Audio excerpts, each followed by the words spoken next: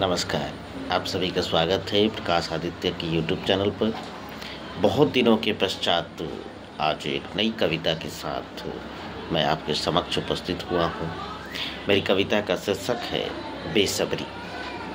इस कविता के माध्यम से मैं आप लोगों के समक्ष यह बताना चाहता हूँ कि किस तरह से एक बूढ़े माता पिता अपने पुत्र की प्रतीक्षा में अपना जीवन बिता देते हैं, लेकिन वो पुत्र नहीं आता है।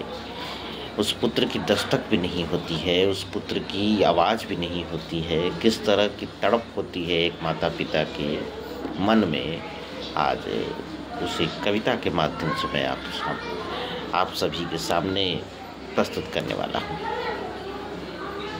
कविता का शीर्षक है बेसब्री। बड़े ही बेसब्री से देख रहा था दरवाजे पर, बड़े ही बेसब्री से देख रहा था दरवाजे पर, और कई बेसब्री के बाद दरवाज़ा भी खुला, वो भी बेसब्री से दरवाज़ा खुला। लेकिन बेसब्री से जिसे देख रहा था वो नहीं था उस दरवाजे पर। ना जाने क्यों वो दरवाज़ा खुला, दरवाज़ा खुला भी तो उसे नहीं देख पाया जिसे देखना चाहता था।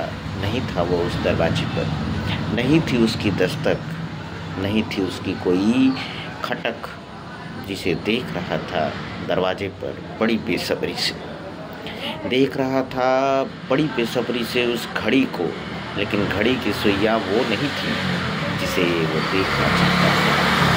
नहीं थे उसके वो पल, नहीं थे उसके वो समय जिसे वो देखना चाहता था, क्योंकि बड़ी बेसब्री से समय बीतता जा रहा था। देख रहा था वो बड़ी बेसब्री से उनके खिलौनों को, लेकिन उन खिलौनों में कोई आवाज़ नहीं थी, उन खिलौनों को कोई खेलने वाला नहीं था।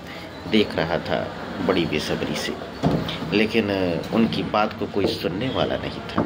बड़ी बेसब्री से देख रहा था दरवाजे पर, बड़ी बेसब्री से कोई ना आया।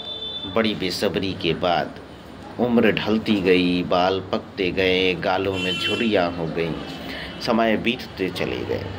देख रहा था बड़ी बेसब्री से दरवाजे पर, नहीं आया कोई, नहीं आया, क्योंकि समय का बीतता हुआ समय एक बार जब चला जाए तो दोबारा नहीं आता।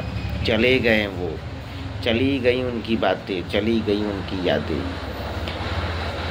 और चले गए उनके बूढ़े माँ बाप। नहीं आया वो पुत्र जिसके प्रतीक्षा में देख रहे थे वो बड़ी बेसब्री से, और कई बेसब्री के बाद वो इस दुनिया से चले गए, क्योंकि बड़ी बेसब्री के बाद जाना होता है हर किसी को अपना किरदार निभाकर इस दुनिया से उस दुनिया पर। बड़ी बेसब्री से उनका जाना हुआ, और बड़ी बेसब्री के बाद भी उनके पुत्र का ना आना हुआ। बहुत बहुत धन्यवाद।